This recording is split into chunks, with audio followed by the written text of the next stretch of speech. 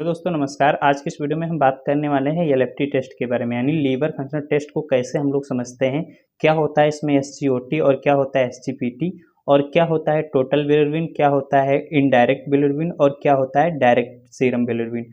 तो आज के इस वीडियो में हम लोग जानेंगे कि टोटल बिलिरुबिन कितना होना चाहिए और बढ़ जाता है तो उसमें क्या क्या दिक्कतें होती हैं और कौन सी दवाई उसमें देनी चाहिए। अगर एसजीओटी बढ़ता है तो क्या समस्या होती है लीवर के अंदर में और उसमें कौन सी दवाई देकर इसको ठीक किया जाता है। एसजीपीटी बढ़ जाता है तो उसमें कौन सी समस्याएं होती है, इसको हम लोग बहुत ही बारीकी से समझ लेते हैं इस छोटे से वीडियो में। दोस्तों सबसे पहले तो आपको समझना होगा कि एसजीओटी और एसजीपीटी क्या है। तो इसके लिए हम थोड़ा सा आपको नोट्स में तैयार करके बता रहे हैं, इसको आप थोड़ा सा समझने की कोशिश करिए कि एसजीओटी का पूरा नाम होता है सीरम ग्लूटामिक ऑक्सियोएसिटिक और ट्रांसमिशंस। तो आप इतना बड़ा ना याद करके इसको एसजीओटी और एसजीपीटी के नाम से इसको याद कर सकते हैं, इतना कोई ज़रूरी नहीं होता, समझने के लिए इशारा काफ़ी होता है। ठीक है, तो इसका जो नॉर्मल रेंज होता है तो ये अकॉर्डिंग रिपोर्ट में चेंज होते रहता है। जैसे यहाँ पे देखो, हमने बताया आपको एसजीओटी जो नॉर्मल होता है 15 से 40 यूबिक पर लीटर होना चाहिए, यानी कि इतना जो है हर पेशेंट के अंदर में प्रेजेंट होना चाहिए।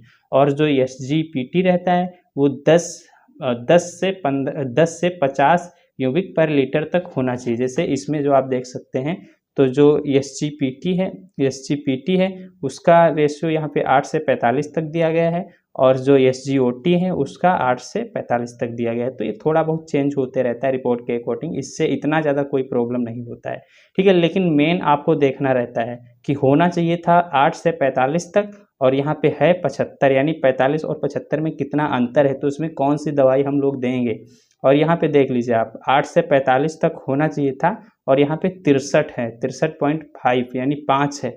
तो आप लोग इतना समझ सकते हैं कितना ज़्यादा बढ़ा हुआ है इसमें एसजीओटी।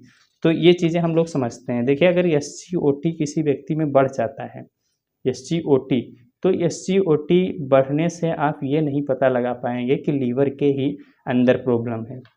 ठीक है, अगर एसजीओटी मान के चलिए, ये जो आपका एसजीओटी है, ठीक है, ये बढ़ गया, यहाँ से 45 होना चाहिए और यहाँ पे आपका हो गया है 63, तो आप ये नहीं कंफर्म कर पाएंगे कि लीवर के ही अंदर है, क्योंकि ये एक प्रकार का जो होता है ये एंजाइम होता है जो लीवर भी निकालता है और लीवर के अलावा और भी हमारे बॉडी पार्ट्स निकालते हैं। जैसे महिलाओं में ओवरी हो गया, ठीक है, और किडनी वगैरह भी ये इसको निकालती। तो उसमें क्या होता है, आपको ये पता चल जाएगा कि लीवर में भी दिक्कत हो सकती है और लीवर में नहीं भी दिक्कत हो सकती है। ठीक है, लेकिन ये जो आपका एसजीपीटी होता है ये केवल और केवल आपका लीवर ही इस एंजाइम को निकालता है। तो अगर ये बढ़ा होता है तो आप मान सकते हो कि पूरी तरीके से लीवर में ही प्रॉब्लम रहती है।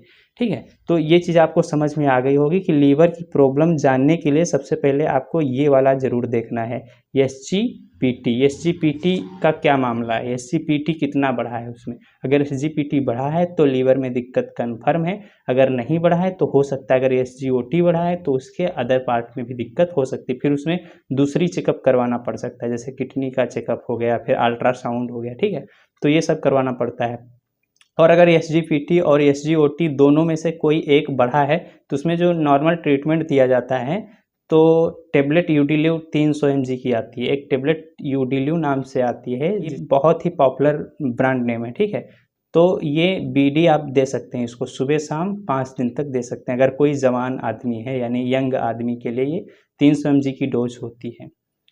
और इसके साथ में अगर आप चाहें तो एक लीवर की सिरप भी दे सकते हैं जो ल्यू 52 DS नाम से आती है, ये भी आप 2 टाइम सुबह शाम 7 दिन तक दे सकते हैं। अगर ये सिरप दे रहे हैं और ये दोनों साथ में भी दे सकते हैं, अगर आप चाहें तो ये एक टेबलेट से ही काम चला सकते हैं, लेकिन इसका थोड़ा गैप कर देना।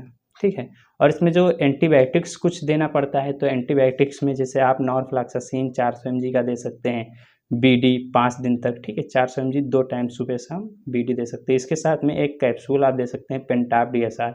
पेंटाप डीएसआर जो होता है इन दवाओं के साइड इफेक्ट को रोक लेता है। जैसे मान के चलिए ये दवाई, इतनी सारी दवाइयाँ आप खाएंगे और पेट में जाके गर्मी करने लगेगी, तो उस गर्मी को ये मेंटेन कर देता है, एसिड बेस को मेंटेन करता है, साथ में दवाई का कोई साइड इफेक्ट नहीं होने देता है। इस चीज़ को आप ध्यान में रखना है।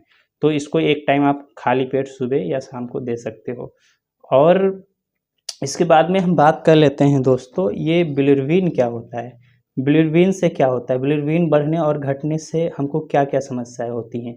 देखिए बिलिरुबिन जो होता है एक तरीके का हीमोग्लोबिन होता है, ठीक है। हीमोग्लोबिन के लास्ट स्टेज में जब हीमोग्लोबिन टूट के ही बिलिरुबिन बनता है, जो कि ये पीले रंग का होता है, जो हमारे मल और मूत्र से निकलता रहता है बाहर की ओर, ठीक है। तो कभी कभी क्या हो जाता है, बिलिरुबिन बहुत मात्रा में बन जाता है शरीर के अंदर में, उसको काफ़ी ज़्यादा जब लीवर में समस्या हो जाती है, जॉइंटिस वगैरह, यानी कि पीलिया किसी व्यक्ति में होती है, तो ये बिलिरुबिन बढ़ने लगता है।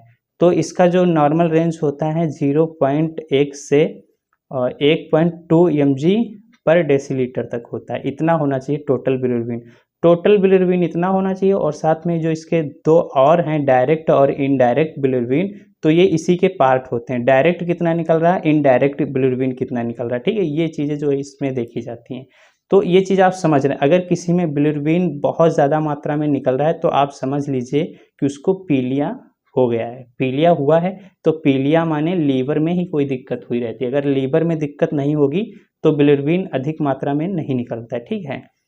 और इसमें अगर बिलिरुबिन किसी में अधिक मात्रा में निकल रहा है तो उसमें आप लोग ट्रीटमेंट जो देते हैं, जो डॉक्टर्स ट्रीटमेंट देते हैं, सबसे पहले उसको मल्टीविटामिन्स दें, तथा साथ में सनलाइट उसको लेने को बोल सकते हैं, यानी कि उसको थोड़ा सा धूप में सुबह की रोशनी ज़रूर लेना है, ठीक है। इतना अगर वो काम करता है तो उसको इस चीज़ में आराम मिलता है।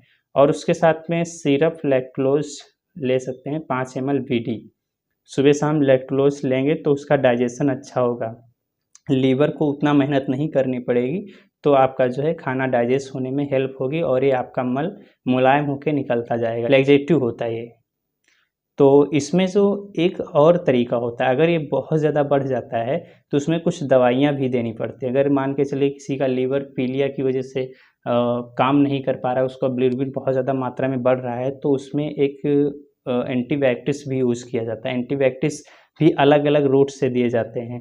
जैसे अगर खाने के लिए आप टेबलेट्स दे रहे हैं तो टेबलेट्स अगर नहीं फ़ायदा किया जाता है तो उसमें फिर IV देना पड़ता है, जैसे इंजेक्शन के माध्यम से, ड्रिप वगैरह आपने देखा होगा। तो उसमें क्या होता है, जब किसी व्यक्ति का नॉर्मल से थोड़ा सा बिलिरुबिन बढ़ जाता है, मान के चलिए ये बिलिरुबिन यहाँ पर 1.20 होना चाहिए था, तो यहाँ से बढ़ के आपका 2 आ गया है, 2.0, यानी कि बढ़ा हुआ है, बहुत ज़्यादा नहीं बढ़ा है लेकिन बढ़ा हुआ है। तो ऐसी कंडीशन में आपको जो है, जो नॉर्मल से थोड़ा सा बढ़ा होता है, तो एक क्लेवम इंजेक्शन आता है। क्लेवम इंजेक्शन 1.2 ग्राम का होता है, इसको BD 5 दिन तक दिया जा सकता है। साथ में पेंटाप दे देंगे ताकि ये दिक्कत ना करने पाए, ठीक है। इसके एक्शन को ये थोड़ा कम कर देता है, मतलब गर्मी अगर बनाएगा तो उसको रोक लेगा।